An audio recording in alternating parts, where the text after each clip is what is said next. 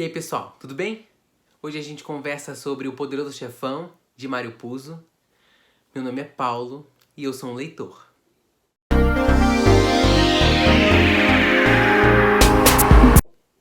Então, O Poderoso Chefão, de Mário Puzo, um livro que foi trazido para o Brasil pela editora Record, pelo grupo editorial Record. Um livro excelente, muito bom. Foi uma indicação do meu pai, Gabriel Melgueiro, um livro que ele leu há alguns anos e que gostou bastante. Marcou a vida dele como leitor e hoje eu posso dizer que também marcou a minha. Durante um certo tempo eu tive receio deste livro, não achei que fosse ser impressionante como eu acho que é agora.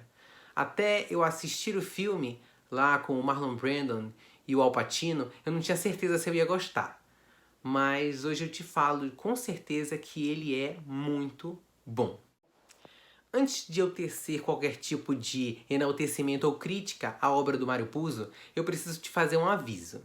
Este livro, este enredo, esses personagens, eles são envolventes demais. São bons, são bem construídos. E falam de uma vida louca, assim, muito instigante. Você tem vontade de fazer parte daquele universo. E se você tem a mente fraca, se você se considera muito jovem, inexperiente, se acha que não tem capacidade para lê-lo, não o faça.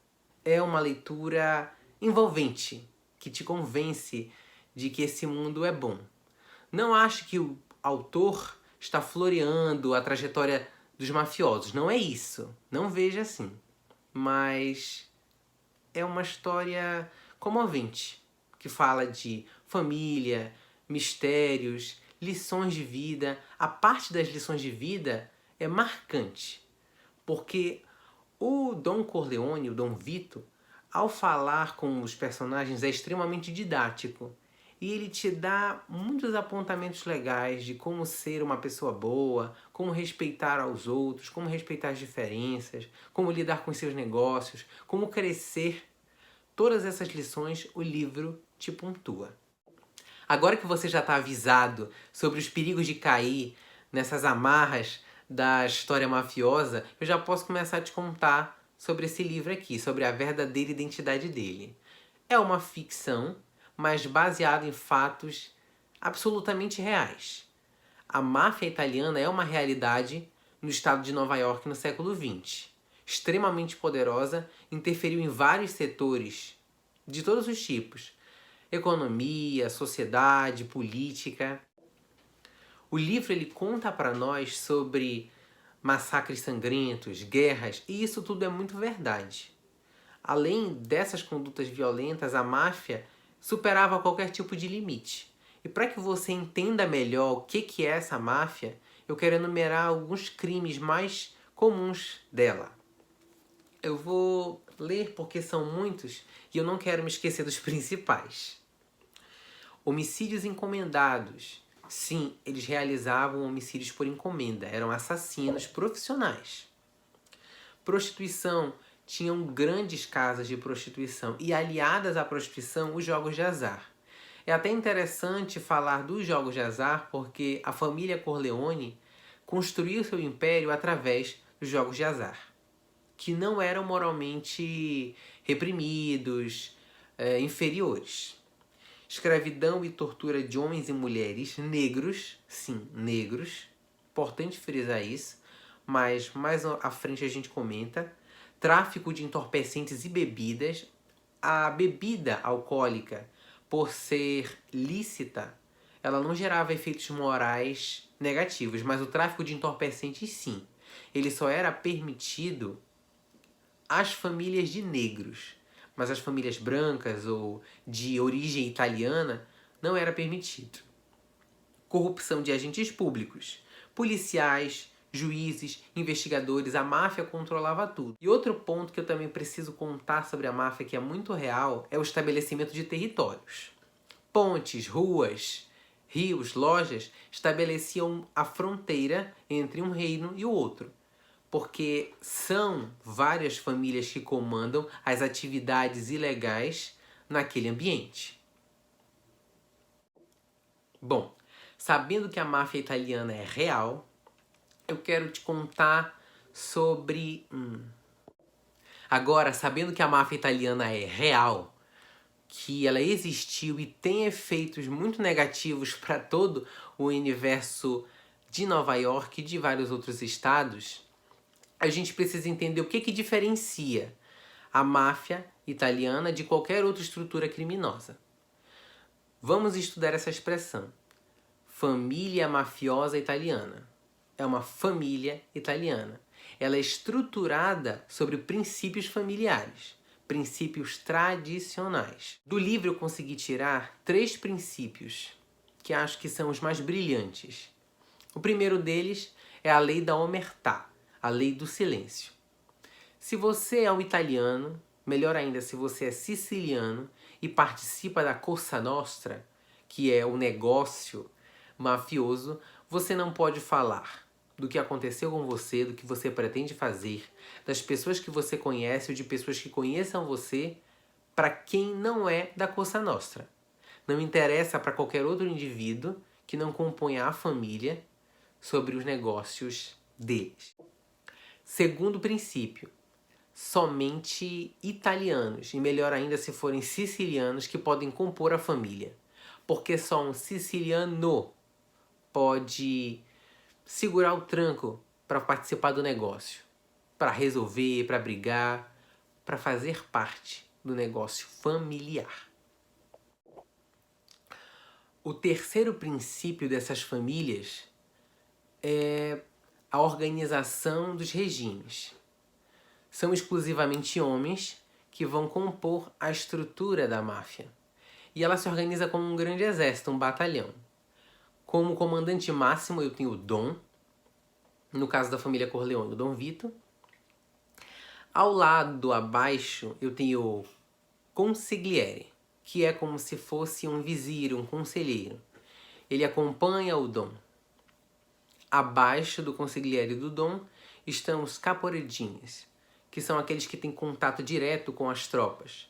Porque o Dom, na sua grandeza e na sua eloquência, não tem contato direto com as ações. Ele cria planos e comanda a família, mas não executa nenhum tipo de matança, violência. Aliás, quase nunca. Uma observação que eu preciso fazer sobre essa estrutura é o seguinte. Nós estamos falando de uma família. E a família mafiosa, assim como qualquer outra, tem princípios que são positivos, né? A disciplina, a organização, a ordem, o respeito, mas princípios negativos. Se a gente for observá-los de verdade, eles possuem 3 doenças sociais que são negativas, né? Primeiro, o racismo. Os negros não participavam da Cosa Nostra, nunca. Nunca um negro participava da Cosa Nostra. E eles poderiam ser torturados, mortos, sem qualquer tipo de dó nem piedade. Tanto que o tráfico de entorpecentes era permitido para eles. Porque eles não seriam persona, não têm status de pessoa. Todos são animais para os personagens do livro. A segunda enfermidade é o machismo, não é? As mulheres não compunham a estrutura mafiosa como líderes ou qualquer outra função. Elas eram mães de família que criavam os filhos, cuidavam da casa e não tinham qualquer participação na Cosa Nostra. E uma vez que a mulher se casava, o pai não tinha mais como protegê-la, porque ela era propriedade do marido. E isso, inclusive, lhe dava poderes para assediá-la fisicamente e moralmente. A terceira enfermidade que eu encontrei é o etnocentrismo. Os dons acreditavam veemente que a cultura siciliana, os hábitos italianos, seriam superiores a qualquer outra simulação cultural que aparecesse. Sobre a história dos dons e a natureza da máfia. A obra do Mário Puzo vai nos contar de onde realmente surgiu a ideia da máfia. Máfia em italiano significa refúgio. Acontece da seguinte forma. O Estado se organizou como órgão maior para compor todos os problemas que existem. E, por acaso, ele favorece os poderosos e dificulta a vida dos oprimidos. Os dons são homens livres que não acreditam na lei estabelecida pelo Estado, não se submetem a esse tipo de organização. Então, olhando pelo lado positivo, Eles são pessoas livres que querem dar liberdade aos outros, querem proteger a sua família, a sua máfia. Essa é a natureza dessa palavra. Para mim, o que torna esse livro tão especial é a diferença na construção dos personagens. Existem no livro personagens principais e secundários. O que vai diferenciá-los é a quantidade de vezes que eles são citados na linha temporal maior do livro. Mas todos eles têm a sua infância, um pouquinho da sua adolescência, parte significativa da sua história contada. Nós, como leitores, vamos conhecer a fundo todo o contexto, toda a mente de cada indivíduo. E não pense que o autor ele está sendo prolixo ou então ele está te jogando fatos desnecessários. O Mário Puzo não dá ponto sem nó. Cada coisinha que ele coloca na história é necessária. Ele puxa lá na frente, caso ele não use logo em seguida. Isso é um cuidado que a gente precisa ter nesse livro. Os personagens, então, para mim são todos muito especiais. Isso é uma diferença do filme. No filme, nós só temos poucos personagens comparados ao livro. Eles existem no filme, aparecem, mas a história deles é em branco. Se você ler o livro, vai entender melhor o que se passa no filme. Existem umas lacunas temporais ali que precisavam ser preenchidas. Mais do que isso, eu tenho erros, né? São seres humanos que erram, que pecam, que matam e que têm motivos humanos para justificar isso. Principalmente os personagens principais. Eu tenho um Dom que mata, que domina e que usa a proteção de sua família para escusar-se da responsabilidade. Ainda sobre a responsabilidade dos personagens, quero trazer uma frase do Don Corleone que ele diz: todo homem tem um destino. Isso é muito importante para o livro, porque significa que as histórias dos personagens secundários não são contadas em vão. É só para enfatizar que tudo no livro é importante. E isso justifica as mortes prematuras, as guerras, as traições, as buscas e uma das lições do Dom Vito lá na frente, que não se deve julgar um homem pela forma como ele ganha a vida, porque ele tem um destino e porque foi a forma que ele encontrou de sobreviver. Isso é uma sacada que a gente, como leitor, precisa ter sobre esse livro. O tempo desse livro é um pouco maluco. Esse livro é dividido em 9 partes, mas não necessariamente cada uma delas passa em um período diferente. O livro, no geral, tem 3 períodos. Um passado muito distante, que é quando o patriarca da família vem da Itália para os Estados Unidos. Um passado não muito distante, que é quando os filhos do Dom são crianças e estão se conhecendo, estão crescendo. E o tempo presente, que é onde a maior parte da história se desenvolve e é contada, o século XX. E agora vamos para a parte que você estava esperando. A trama e o enredo de Poderoso Chefão, a história principal, né? Tudo o que acontece ao redor desse meio. Estamos em Nova York, um estado dos Estados Unidos, no século XX. Conhecemos a família Corleone, uma família mafiosa italiana extremamente poderosa que esconde as suas atividades ilícitas por uma grande empresa de exportação e importação de azeite italiano. Conhecemos Dom Vito Corleone, o patriarca dessa família, um senhor muito inteligente, calado, grande manipulador de pessoas e extremamente temido. Dom Vito Corleone possui 5 filhos, sendo 3 biológicos e 2 adotivos. Por idade, os 3 filhos biológicos, do mais velho para o mais novo, são Sonny, Fredo e Michael.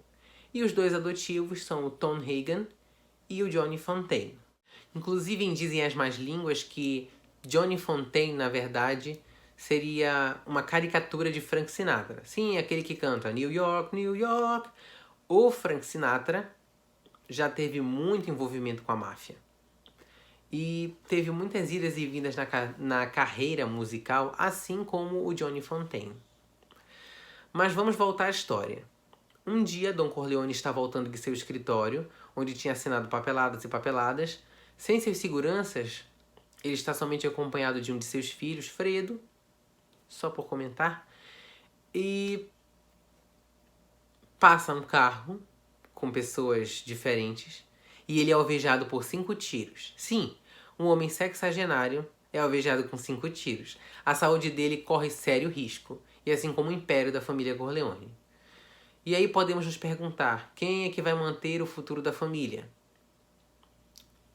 Michael, Sonny, Fredo, Tom Hagen ou Johnny Fontane? Quem será? Na verdade, o Don Corleone possui 6 filhos. 5 eu já falei quem são. Um deles é uma mulher, que é a Connie, é a Constanzia. Só que ela é mulher, então, para a verdade e para a sucessão do trono da família Corleone, ela não tem muita relevância. Ela tem relevância para a história, mas não tem relevância como sucessora. Infelizmente. Ela é uma personagem interessante. Este livro deixou marcas profundas em mim como leitor. Ele marcou a minha linha aí de vida e consegui extrair dele algumas lições. Lembra daquelas lições que eu falei no início do vídeo? Então, extraí 5. São 5 que eu quero enfatizar. E como eu achei do livro, eu vou lê-las aqui. Primeira lição. Família é o bem mais importante. No momento de verdadeira dificuldade, somente ela pode conceder a verdadeira misericórdia e apresentar um caminho de redenção. Ela é a verdadeira máfia, um refúgio para os corações aquebrantados. Segunda lição. A amizade e o respeito são fundamentais. Aí eu já te falo que Don Corleone acredita que a principal forma de conseguir o respeito e o apoio sincero de seus colegas é a amizade, um laço forte que se adquire com o tempo e com confiança, que depois de um certo período é quase como família. Terceira lição. Devemos respeitar o modo como as pessoas encontram para viver. Que fique claro, viver. Não se fala do mínimo possível. Qualidade de vida, saúde, segurança. Não cabe a um homem fazer juízo de valor sobre o outro. Todos estamos nesta terra buscando um espaço. Corajosos e dignos são os que encontram um meio de vida. Palavras de Don Corleone. Quarto princípio. Não brigue com ninguém. Argumente. Não adianta gritar, perder o controle e ser histérico. As mais diversas situações, mesmo as desesperadoras, são melhor resolvidas quando se argumenta para defender o seu ponto de vista. E o quinto e último, mas não menos importante. Jamais permita que alguém saiba o que você está pensando. Você deve antecipar os atos de todos ao seu redor para se proteger e garantir a segurança dos seus. Isso é fundamental para a vida. Inclusive, a vida do Don Corleone é colocada em risco quando este último princípio é quebrado. E por último, eu quero só ler um trechinho um pouquinho diferente daquilo que já se falou. Os advogados podem roubar mais dinheiro com uma pasta do que 1000 homens com armas e máscaras. Eu achei esse trechinho engraçado. No geral, eu gostei muito desse livro, de verdade. Ele tem meu selo de aprovação. Acho que todo mundo deveria tentar lê-lo e tentar chegar ao final. Desde o início, desde as primeiras páginas, ele é envolvente e rápido. Uma coisa que eu não disse sobre esse livro é que muita coisa acontece num estalo de dedos. Em 3 páginas, uma pessoa é morta, alguém é sequestrado, o negócio não dá certo, uma guerra começa. Muita coisa aparece e o leitor não fica a ver navios. Você não passa, como nessas histórias épicas aí, 20, 50 páginas sem saber o que está acontecendo. Sempre o narrador é muito direto. Ele sempre está preocupado com você, leitor. Bom, se você gostou do que eu falei sobre o Poderoso Chefão, se achou interessante a história da família Corleone, se quer conhecer mais sobre Dom Vito, lembra, por favor, de deixar o seu like no nosso vídeo e se inscrever no canal. O nosso próximo encontro é daqui a uns dias e eu te espero aqui.